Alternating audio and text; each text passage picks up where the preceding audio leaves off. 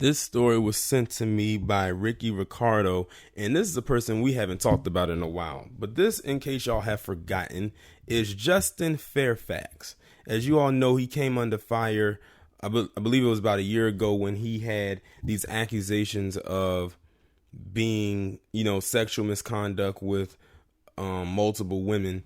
Well, now Justin Fairfax is officially firing back because according to thehill.com, he has filed a $400 million defamation suit against CBS. And ironically, it is CBS. When's the last time we've heard from Les Moonves? I think the last time I did a video about him was months ago when it said that he had started up some new company, like literally right underneath people's noses while all of this stuff was going on about him when he got so-called removed from CBS. And then Julie Chen, his concubine, decided that she was going to move on as well. But I truly believe all the stuff came against Justin Fairfax because he's a black man and he holds a prominent position. His position being the lieutenant governor of Virginia. As we know, Virginia is a very staunch and racist state in every sense of the word.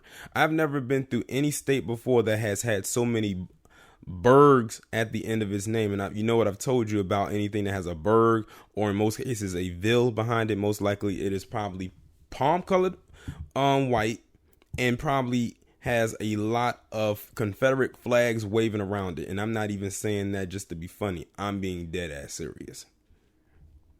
But I'm going to go ahead and read this article coming from The Hill. It says Virginia Lieutenant Governor Justin Fairfax on Thursday filed a $400 million defamation lawsuit against CBS Corporation and CBS Broadcasting in New York, accusing the organization of publishing false statements from two women who accused him of sexual assault. The lawsuit, filed in the U.S. District Court in Virginia's Eastern District, came in response to CBS interviews with the accusers the network conducted in February. Fairfax brings this action to restore his reputation and clear his name, ensure the truth prevails, stop the weaponization of false allegations of sexual assault against him, and vindicate his rights under civil law. Fairfax has denied the accusations made by Vanessa Tyson and Meredith Watson.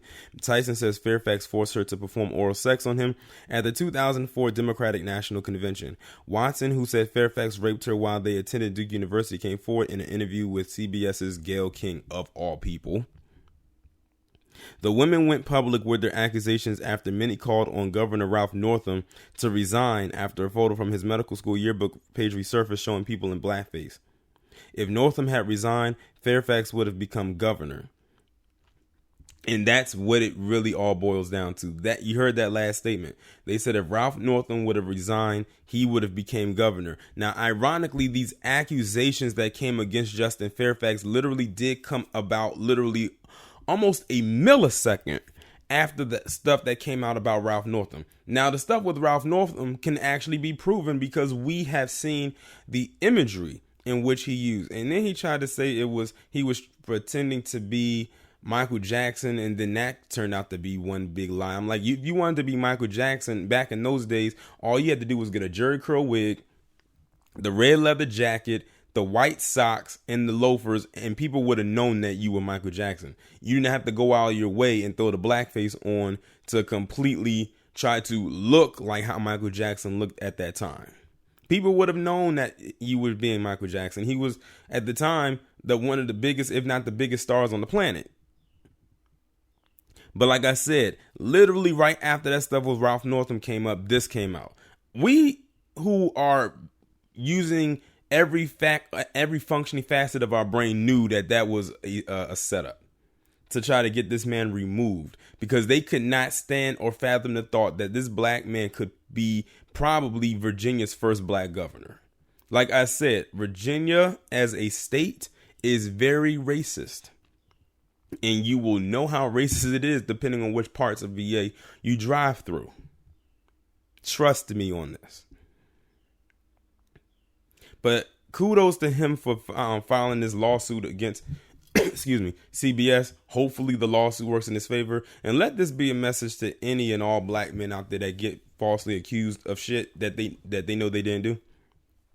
Tackle this from every angle as fast as possible. Don't let it drag on and carry on. And because then the longer you let it drag on, the more the court of public opinion is going to be inclined to believe that you did what you are accused of.